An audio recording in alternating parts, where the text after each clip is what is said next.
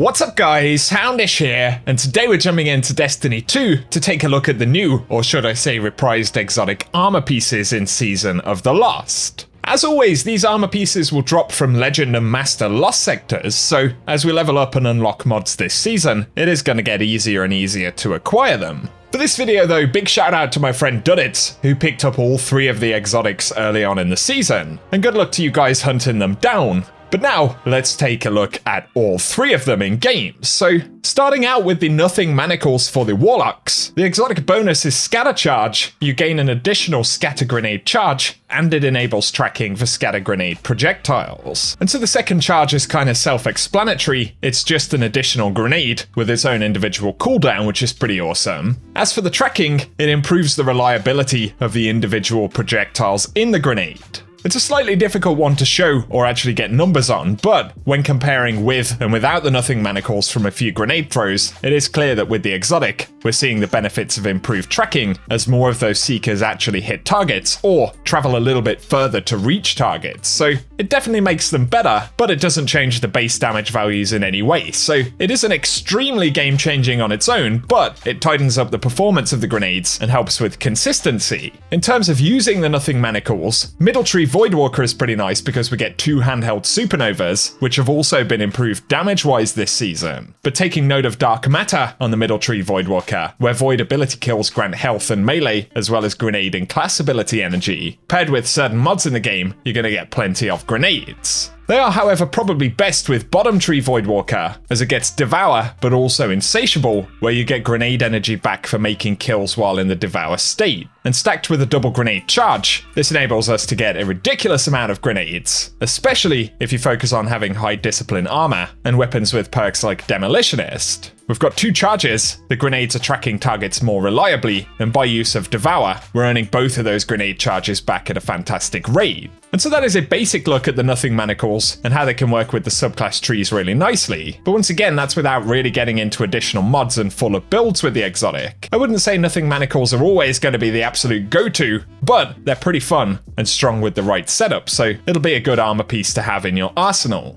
Up next though, let's speak about the no backup plans for the Titans, and the main perk is Force Multiplier. When you have full melee energy, Shotgun Final Blows activate your defensive strike and consume your melee energy, but then Shotgun Final Blows will also grant melee energy. Now this interacts specifically with defensive strike on the top tree Void Titan, and this creates an overshield when you defeat an enemy with a charged melee ability. On top of this, Final Blows will grant melee energy when the overshield is active. So to put it simply, when you make a shotgun kill, the exotic triggers defensive strike, and of course that doesn't require a melee, and then shotgun kills in general will give more melee energy back than normal. So you'll be able to trigger defensive strike soon again after an initial kill, which is pretty fun all around, rewarding us with an overshield for making those shotgun kills. In PvE, this can be pretty fun. You totally want to run shotgun ammo mods though, since you'll be encouraged to make a lot of shotgun kills and ammo will be an issue if you get too excitable. Also consider running both special and heavy shotguns when using this to get the most benefit. If you want to ape your way through some mobs in fairly casual PvE content, then I'd say these are pretty fun. The overshield can be very helpful for keeping us alive, either using it as an opener or relying on it when we get into trouble. And in terms of earning back melee energy, you'll need to kill between 8 and 10 red bar enemies to get a melee back, so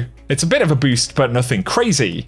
However, in some very specific shotgun builds, I'd say this could be pretty fun for PvE, but probably won't be a go-to for harder PvE content. Then there is PvP though, where this is a full ape mode exotic, and Guardian kills will grant around 1/3 of your melee energy back, which is fairly good. But otherwise the same applies again. No backup plans are great for survivability, especially if you're aping folks, and it does actively encourage pushing with a shotgun. It may be that you make 1 kill and the shield just buffs you for the next kill you want to make, or it could be that you're surprised by multiple targets around a corner. And if you can make a kill, that overshield has the potential to just about keep you alive for the next engagement or an escape.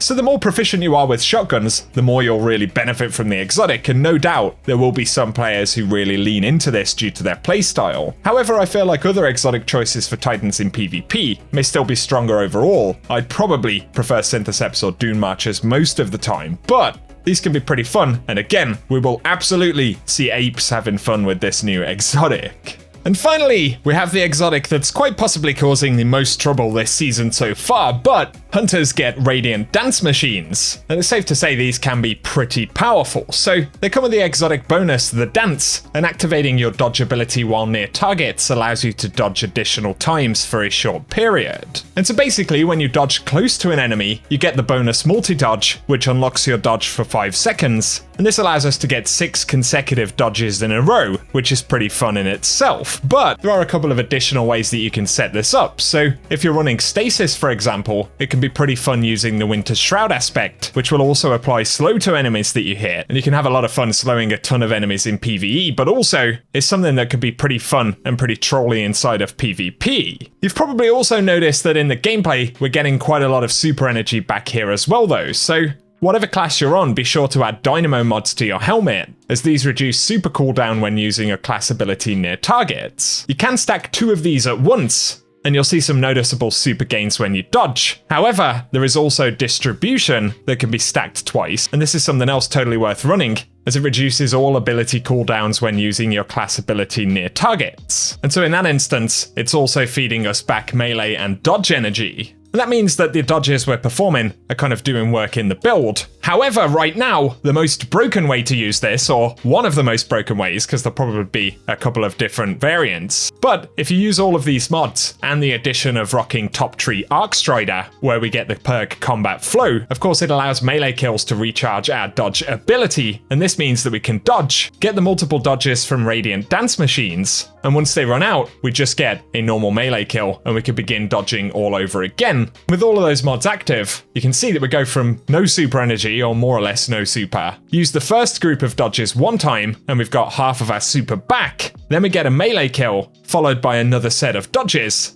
to get the other half of our super, and there we have it. You can get a super pretty much in less than 10 seconds by using this. Of course, it is kind of random just dodging around enemies endlessly, but the super gains are absolutely wild with the mods thrown in. So I'd say that Radiant Dance Machines are fun in themselves, but what they enable some of the other perks and mods to do in combination is rather strong, and like I said earlier on, potentially even a little bit problematic. It will be interesting to see if Bungie decide to adjust these, but certainly a very fun exotic armor piece, and let us know your thoughts about it as well as any builds or setups that you're using with the new exotic down below. For today though guys, that's what we have to round up in this exotic armor preview for Season of the Lost. So give us your thoughts or experiences or any favorites that you've got out of these new exotic armor pieces down below. If you're new to the channel though, be sure to get subscribed so I can keep you posted on everything related to Destiny 2. Also, if you've enjoyed the video, a rating below very much helps us out on the channel. But for now, I appreciate you tuning in and hope you guys have an awesome day.